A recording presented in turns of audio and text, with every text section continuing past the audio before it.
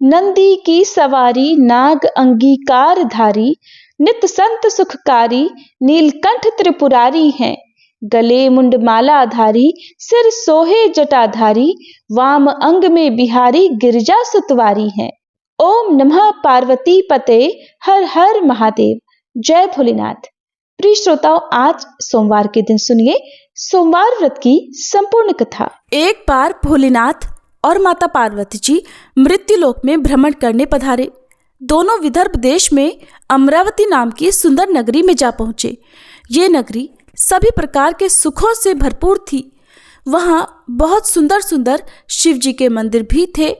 भगवान शंकर देवी पार्वती जी के साथ उन्हीं में से एक मंदिर में निवास करने लगे। एक दिन माता पार्वती ने भोलेनाथ के साथ चौसर खेलने की इच्छा प्रकट की। भगवान शिव ने उनकी बात सुन ली और वे दोनों चौसर खेलने लगे। तभी मंदिर का पुजारी पूजा करने आया। माता पार्वती ने पुजारी से पूछा, पुजारी जी बताओ हम में से कौन जीतेगा? पुजारी जी ने कहा, महादेव ही जीतेंगे। थोड़ी ही देर बाद खेल समाप्त हुआ तो विजय देवी पार्वती जी की हुई। माता पार्वती ने पुजारी जी से पूछा, बताओ पुजारी जी हम में से विजय किसकी हुई? तब पुजारी जी ने महादेव को ही विजयी होने की बात बताई। ये सुनकर देवी पार्वती जी को पुजारी जी पर क्रोध आया और उन्हें कोढ़ी होने का श्राप दे दिया। कोढ़ से ग्रस्त पुजारी बहुत दुखी रहने लगे। एक दिन देवलोक की अप्सरा भगवान शिव की पूजा करने के लिए उस शिव मंदिर में आई। पुजारी जी की कोढ़ की अवस्था देखकर दया भाव से पूछताछ करने लगी। तब पुजारी जी ने सारी बात अप्सरा को बता दी। उनमें से एक अप्सरा बोली, आप सभी व्रतों में श्रेष्ठ 16 सोमवार के व्रत करो। इससे शिवजी प्रसन्न होंगे और वे तुम्हारे कष्ट अवश्य दूर करेंगे। पुजारी जी ने इस व्रत की विधि पूछी। तब अप्सराओं ने बताया, सोमवार के दिन व्रत रखो, स्वच्छ वस्त्र धारण करो, संध्या और उपासना के बाद आधा किलो गेहूं का आटा लेकर इसके 3 भाग करो। घी, गुड़, दीप, नैवेद्य, पुंगी फल, बेलपत्र, जनेऊ जोड़ा, चंदन, अक्षत और पुष्प आदि से प्रदोष काल में भगवान शंकर का पूजन करो। 3 भागों में से 1 भाग शिव जी को अर्पण करो, बाकी 2 को शिव जी के प्रसाद के रूप में उपस्थित जन को बांट दो। खुद भी प्रसाद ग्रहण करो। इस तरह 16 सोमवार व्रत करो। 17वें सोमवार को पाव भर की पवित्र आटे की बाटी बनाओ, उसमें घी और गुड़ मिलाकर चूरमा बनाओ। शिव जी को भोग लगाकर उपस्थित भक्तों में बांट दो। इसके बाद परिवार सहित प्रसाद ग्रहण करो तो इससे सभी मनोरथ पूर्ण हो जाते हैं। ऐसी बात बताकर अप्सराएं चली गईं। पुजारी जी ने अप्सराओं की बताई विधि अनुसार 16 सोमवार के व्रत किए, जिसके पुण्य प्रताप से भगवान शिव की कृपा और माता पार्वती की दया से पुजारी जी कोढ़मुक्त हो गए और आनंद से रहने लगे। कुछ समय के बाद भगवान शिव और देवी पार्वती जी वापस उसी मंदिर में आए। देवी पार्वती ने पुजारी जी को निरोगी देखकर कारण पूछा तो पुजारी जी ने 16 सोमवार व्रत की महिमा बताई। पार्वती जी खुद भी 16 सोमवार व्रत रखने के लिए तैयार हो गई और इस व्रत को करने से उनके रूठे हुए पुत्र कार्तिकेय जी देवी पार्वती जी के आज्ञाकारी हो गए। कार्तिकेय जी ने जब माता से पूछा कि माता आपने ऐसा क्या किया जिससे मेरा हृदय परिवर्तन हो गया, तब देवी पार्वती ने 16 सोमवार की कथा उन्हें सुना दी। कार्तिकेय जी ने अपने विशेष मित्र से जो कहीं खो गया था उससे मिलने की कामना में 16 सोमवार के व्रत किए तो उनका खोया हुआ मित्र उन्हें जल्दी मिल गया। मित्र ने इस आकस्मिक मिलन का कारण पूछा तो कार्तिकेय जी ने उसे 16 सोमवार का व्रत करना बताया। मित्र ने व्रत की विधि विधान पूछा और स्वयं के विवाह की मनोकामना से 16 सोमवार के व्रत धारण किए। इसके बाद कार्तिकेय जी का मित्र एक स्वयंवर सभा में गया तो वहां की राजकुमारी ने आकर्षित होकर उसके गले में वरमाला डाल दी और उसे अपना पति स्वीकार कर लिया। तब राजा ने बहुत सारा धन और सामान देकर उसको भेजा। अब वे दोनों सुख से रहने लगे। जब 16 सोमवार के व्रत का उसकी पत्नी को पता लगा तो उसने पुत्र प्राप्ति की कामना से 16 सोमवार के व्रत किए। उसके कुछ समय बाद एक अति सुंदर, सुशील और बुद्धिमान पुत्र प्राप्त हुआ। जब वह बड़ा हुआ तो उसने अपनी माँ से 16 सोमवार के व्रत की गाथा सुनी। तब उसने भी राज्याधिकार प्राप्त करने के लिए 16 सोमवार के व्रत शुरू कर दिए। एक राजा को अपनी कन्या के लिए योग्य पुरुष की खोज थी। राजा ने अपनी कन्या का विवाह उस सर्वगुण संपन्न पुरुष से कर दिया। राजा के कोई पुत्र नहीं था तो उसने अपने दामाद की योग्यता देखकर उसे राजा बना दिया। राजा बनने के बाद भी वह 16 सोमवार के व्रत करता। 17वां सोमवार आने पर उसने अपनी पत्नी से शिवजी की पूजा के लिए मंदिर चलने को कहा तो उसने दासियों से कहकर पूजा की सामग्री तो भिजवा दी, लेकिन खुद नहीं गई। अब इधर राजा ने शिवजी की पूजा समाप्त की तो आकाशवाणी हुई, हे राजा, अपनी रानी को राजमहल से निकाल दे, नहीं तो सर्वनाश हो जाएगा। राज दरबार में आकर सभासदों से विचार विमर्श किया और सर्वनाश के भय से रानी को राजमहल से निकाल दिया गया। अपने दुर्भाग्य को कोसती हुई रानी नगर से बाहर चली गई। दुखी मन से चलते हुए वह एक गांव में जा पहुंची। वहां पर एक बूढ़ी माई थी जो सूत बेचा करती थी। बूढ़ी माई ने दया करके रानी को अपने साथ सूत बेचने के लिए रख दिया। जब से रानी को साथ रखा, बूढ़ी माई का तो सूत बिकना ही बंद हो गया। बूढ़ी माई ने रानी से वहां से जाने को कह दिया। अब रानी एक तेली के यहाँ काम मांगने गई। उसी समय तेली के मटके चटक गए, सारा तेल बह गया। तेली ने भी उसे वहां से भगा दिया। दुखी होकर रानी एक नदी के पास गई तो नदी का सारा पानी सूख गया। वह एक पेड़ के नीचे बैठी तो पेड़ के सारे पत्ते सूख कर गिर गए। आसपास के लोगों ने जब यह सब कुछ देखा तो उसे पकड़कर मंदिर के पुजारी गुसाई जी के पास ले गए। गुसाई जी देखते ही जान गए कि यह कोई विधि की मारी कुलीन स्त्री है। गुसाई जी ने रानी से कहा कि वह उनके आश्रम में उनकी पुत्री की तरह रह सकती है। अब रानी आश्रम में रहने लगी। रानी भोजन बनाती थी तो उसमें कीड़े पड़ जाते थे। पानी भरकर लाती तो वह गंदा हो जाता था। अब तो गुसाई जी ने एक दिन दुखी होकर उससे पूछा कि बेटी, तुम्हारी ये दशा कैसे हुई? ये किस देवता का कोप है? तब रानी ने शिवजी की पूजा में ना जाने वाली बात गुसाई जी को बताई तो गुसाई जी बोले, पुत्री, तुम 16 सोमवार के व्रत करो, इससे तुम अपने सभी कष्टों से मुक्ति पा सकती हो। गुसाई जी की बात मानकर रानी ने 16 सोमवार के व्रत किए। 17वें सोमवार के दिन विधि विधान से शिवजी की पूजा भी की। पूजन के प्रभाव से राजा को इधर महल में रानी की याद सताने लगी और रानी को ढूंढने के लिए उसने चारों दिशाओं में अपने दूत भेज दिए। रानी की खोज में घूमते घूमते दूत गुसाई जी के आश्रम में भी पहुंच गए। राजा को खबर लगी तो राजा रानी को ले जाने आश्रम पहुंच गया। गुसाई जी से बोला, ये मेरी पत्नी है। शिव जी के क्रोध के कारण मैंने इसे महल से निकाल दिया था। अब जब शिव जी का प्रकोप शांत हो चुका है तो इसे मेरे साथ जाने की आज्ञा दीजिए। गुसाई जी ने रानी को राजा के साथ जाने की आज्ञा दे दी। रानी बहुत प्रसन्न हुई। राजा और रानी के आने की खुशी में नगरवासियों ने खूब सजावट की, मंगल गीत गाए, पंडितों ने मंत्र आदि गाकर स्वागत किया। इस तरह धूमधाम से रानी का महल में प्रवेश हुआ। राजा ने ब्राह्मणों को दान आदि दिए, याचकों को धन धान्य दिया। जगह जगह भूखे लोगों को भोजन खिलाने के लिए भंडारे खुलवाए। राजा रानी 16 सोमवार के व्रत करते हुए शिव जी का विधि विधान से पूजन करते हुए सुखपूर्वक लंबे समय तक जीवन बिताने के बाद शिवलोक को पधार गए। इस प्रकार जो भी मनुष्य मन, वचन और कर्म से भक्ति भाव से 16 सोमवार के व्रत और पूजन विधि विधान से करता है, कथा का श्रवण करता है, वह सभी सुखों को प्राप्त करके अंत में शिवलोक को गमन करता है और यह व्रत सभी मनोरथ पूर्ण करने वाला है।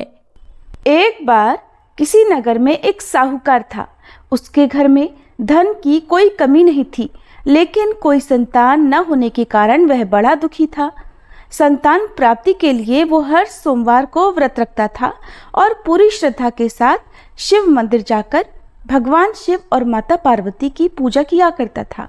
उसकी भक्ति देखकर एक दिन माँ पार्वती प्रसन्न होकर भगवान शिव से साहूकार की मनोकामना पूर्ण करने का निवेदन करती हैं।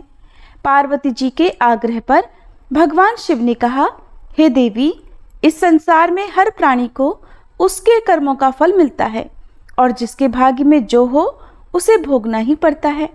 लेकिन पार्वती जी ने साहूकार की भक्ति देखकर उसकी मनोकामना पूर्ण करने की इच्छा व्यक्त की। माता पार्वती के आग्रह पर भगवान शिव ने साहूकार को पुत्र प्राप्ति का वरदान तो दिया, लेकिन उन्होंने बताया कि ये बालक केवल 12 वर्षों तक ही जीवित रहेगा। माता पार्वती और भगवान शिव की इस संवाद को साहूकार सुन रहा था, इसलिए उसे ना तो इस बात की खुशी हुई और ना ही कोई दुख, बल्कि वो पहले की तरह ही शिव जी की पूजा करता रहा। कुछ समय के बाद साहूकार की पत्नी ने एक पुत्र को जन्म दिया। जब वह बालक 11 वर्ष का हुआ तो उसे पढ़ने के लिए काशी भेज दिया गया। साहूकार ने पुत्र के मामा को बुलाकर उसे बहुत सारा धन देते हुए कहा कि तुम इस बालक को काशी विद्या पढ़ने के लिए लेकर जाओ। तुम लोग रास्ते में यज्ञ कराते जाना और ब्राह्मणों को भोजन दक्षिणा देते हुए जाना। दोनों मामा भांजे इसी तरह यज्ञ कराते और ब्राह्मणों को दान दक्षिणा देते काशी नगरी निकल पड़े। इस दौरान रात में एक नगर पड़ा जहां नगर के राजा की कन्या का विवाह था, लेकिन जिस राजकुमार से उसका विवाह होने वाला था वह एक आंख से काना था। राजकुमार के पिता ने अपने पुत्र के काना होने की बात को छुपाने के लिए सोचा, क्यों ना उस साहूकार के पुत्र को दूल्हा बनाकर राजकुमारी से विवाह करा दूं और विवाह के बाद इसको धन देकर विदा कर दूंगा और राजकुमारी को अपने नगर ले आऊंगा। लड़के को दूल्हे के वस्त्र पहनाकर राजकुमारी से विवाह करा दिया गया। साहूकार का पुत्र ईमानदार था, उसे ये बात सही नहीं लगी, इसलिए उसने अवसर पाकर राजकुमारी के दुपट्टे पर लिख दिया कि तुम्हारा विवाह तो मेरे साथ हुआ है, लेकिन जिस राजकुमार के संग तुम्हें भेजा जाएगा वो एक आंख से काना है। मैं तो काशी विद्या पढ़ने जा रहा हूँ। जब राजकुमारी ने चुन्नी पर लिखी बातें पढ़ी तो उसने अपने माता पिता को ये बात बताई। राजा ने अपनी पुत्री को विदा नहीं किया, फिर बारात वापस चली गई। दूसरी ओर साहूकार का पुत्र और उसका मामा काशी पहुंचे और वहां जाकर उन्होंने यज्ञ किया। जिस दिन साहूकार का पुत्र 12 वर्ष का हुआ उस दिन भी यज्ञ का आयोजन था। लड़के ने अपने मामा से कहा कि मेरी तबीयत कुछ ठीक नहीं है। मामा ने कहा तुम अंदर जाकर आराम कर लो। भगवान शिव के वरदान अनुसार कुछ ही देर में उस बालक के प्राण निकल गए। मृत भांजे को देखकर उसके मामा ने विलाप करना शुरू कर दिया। संयोगवश उसी समय भगवान शिव और माता पार्वती उधर से जा रहे थे। पार्वती जी ने भोलेनाथ से कहा, स्वामी मुझे इसके रोने का स्वर सहन नहीं हो रहा, आप कृपया इस व्यक्ति के कष्ट को अवश्य दूर कीजिए। जब भगवान शिव मृत बालक के समीप गए तो वह बोले कि ये उसी साहूकार का पुत्र है जिसे मैंने 12 वर्षों की आयु का वरदान दिया था। अब आज इसकी आयु पूरी हो चुकी है। लेकिन मातृभाव से विभोर माता पार्वती जी कहने लगी, हे महादेव, आप इस बालक को और आयु देने की कृपा करें, नहीं तो इसके वियोग में इसके माता पिता भी तड़प तड़प कर मर जाएंगे। माता पार्वती के पुनः आग्रह पर भगवान शिव ने उस लड़के को जीवित होने का वरदान दिया। शिव जी की कृपा से वह लड़का जीवित हो गया। शिक्षा पूरी करके लड़का मामा के साथ अपने नगर की ओर वापस चल पड़ा। दोनों चलते हुए उसी नगर में पहुंचे जहां उसका विवाह हुआ था। उस नगर में भी उन्होंने यज्ञ का आयोजन किया। उस लड़के के ससुर ने उसे पहचान लिया और महल में ले जाकर उसकी खूब आवभगत की और अपनी पुत्री को धूमधाम से विदा कर दिया। इधर साहूकार और उसकी पत्नी भूखे प्यासे रहकर अपने बेटे की प्रतीक्षा कर रहे थे। उन्होंने प्रण कर रखा था कि अगर उन्हें अपने बेटे की मृत्यु का समाचार मिला तो वो भी प्राण त्याग देंगे, परंतु अपने बेटे के जीवित होने का समाचार पाकर वे बेहद प्रसन्न हुए। उसी रात भगवान शिव ने साहूकार के स्वप्न में आकर कहा, हे श्रेष्ठी, मैंने तेरे सोमवार के व्रत करने और व्रत कथा सुनने से प्रसन्न होकर तेरे पुत्र को लंबी आयु प्रदान की है। इसी प्रकार जो कोई सोमवार व्रत करता है या कथा सुनता और पढ़ता है उसके सभी दुख दूर होते हैं और सभी मनोकामनाएं पूर्ण होती हैं। सोमवार कथा समाप्त। अब सुनिए शिव चालीसा पाठ और आरती। जय गणेश गिरिजा सुवन मंगल मूल सुजान, कहत अयोध्या दास तुम देहु अभय वरदान। जय गिरजापति दीन दयाला सदा करत संतन प्रतिपाला। भाल चंद्रमा सोहत नीके कानन कुंडल नाग फनी के। अंग गौर शिर गंग बहाए मुंड माल तन क्षार लगाए। वस्त्र खाल बाघांबर सोहे छवि को देखी नाग मन मोहे। मैना मातु की हवे दुलारी वाम अंग सोहत छवि न्यारी। कर त्रिशूल सोहत छवि भारी करत सदा शत्रुन क्षयकारी। नंदी गणेश सोहित है कैसे सागर मध्य कमल है जैसे। कार्तिक श्याम और गणराऊ या छवि को कही जात न काऊ। देवन जब ही जाय पुकारा तब ही दुख प्रभु आप निवारा। किया उपद्रव तारक भारी देवन सब मिली तुम ही जुहारी। तुरत षडानन आप पठायऊ लव निमेष मह मारी गिरायऊ। आप जलंधर असुर संहारा सुयश तुम्हार विदित संसारा। त्रिपुरासुर सन युद्ध मचाई सब ही कृपा कर लीन बचाई। किया तप ही भागीरथ भारी पुरब प्रतिज्ञाता सुपुरारी। दानिन मह तुम सम को नाही सेवक स्तुति करत सदाही। वेद नाम महिमा तब गाई अकथ अनादि भेद नहीं पाई। प्रकटी उदधि मंथन में ज्वाला जरत सुरासुर भय विहाला। कीन्ही दया तह करि सहाई नीलकंठ तब नाम कहाई। पूजन रामचंद्र जब कीन्हा जीत के लंक विभीषण दीन्हा। सहस कमल में हो रहे धारी कीन्ह परीक्षा तब ही पुरारी। एक कमल प्रभु राखे उजोई कमल नयन पूजन चह सोई। कठिन भक्ति देखी प्रभु शंकर भय प्रसन्न दिए इच्छित वर। जय जय जय अनंत अविनाशी करत कृपा सबके घटवासी। दुष्ट सकल नित मोहि सतावे भ्रमत रहो मोहि चैन ना आवे। त्राहि त्राहि मैं नाथ पुकारो ये ही अवसर मोहि आन उबारो। लै त्रिशूल शत्रुन को मारो संकट से मोहि आन उबारो। मात पिता भ्राता सब होई संकट में पूछत नहीं कोई। स्वामी एक है आस तुम्हारी आए हरहु मम संकट भारी। धन निर्धन को देत सदाही जो कोई जाचे सो फल पाही। स्तुति के ही विधि करे तुम्हारी क्षमहु नाथ अब चूक हमारी। शंकर हो संकट के नाशन मंगल कारण विघ्न विनाशन। योगी यति मुनि ध्यान लगावे शारद नारद शीश नवावे। नमो नमो जय नमः शिवाय सुर ब्रह्मादिक पार न पाए। जो यह पाठ करे मन लाई तापर होत है शंभु सहाई। ऋनिया जो कोई हो अधिकारी पाठ करे सो पावन हारी। पुत्र होन कर इच्छा जोई निश्चय शिव प्रसाद ते ही होई। पंडित त्रयोदशी को लावे ध्यान पूर्वक होम करावे। त्रयोदशी व्रत करे हमेशा ताके तन नहीं रहे कलेशा।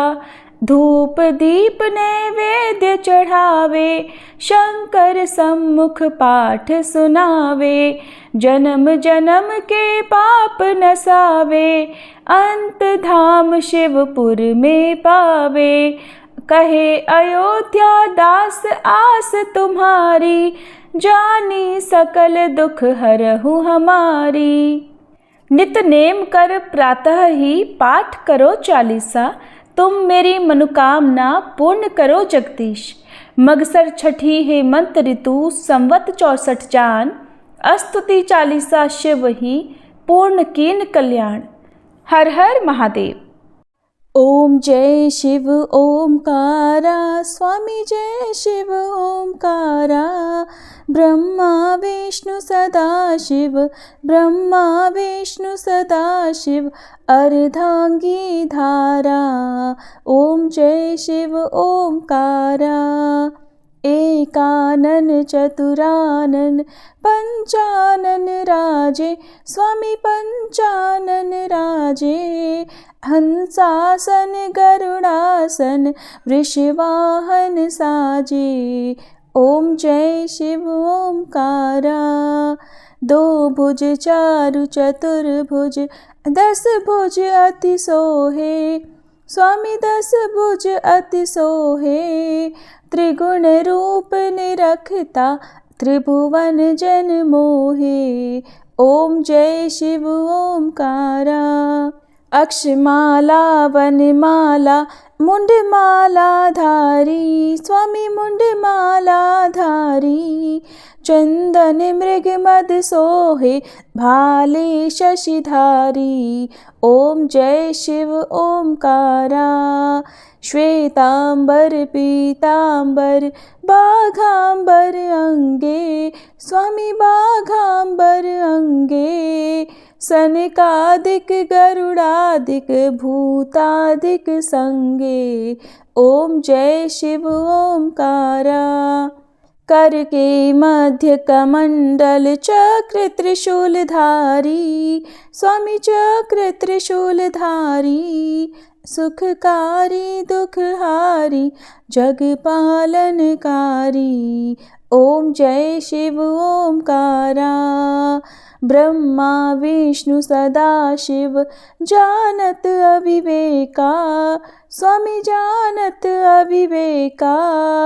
प्रणवाक्षर में शोभित ये तीनों एका। ओम जय शिव ओमकारा। त्रिगुण स्वामी जी की आरती जो कोई नर गावे, स्वामी जो कोई नर गावे। कहत शिवानंद स्वामी, रटत भोलानंद स्वामी, सुख संपत्ति पावे। ओम जय शिव ओमकारा। ओम जय शिव ओमकारा, स्वामी जय शिव ओमकारा। ब्रह्मा विष्णु सदा शिव, अर्धांगी धारा। ओम जय शिव ओमकारा।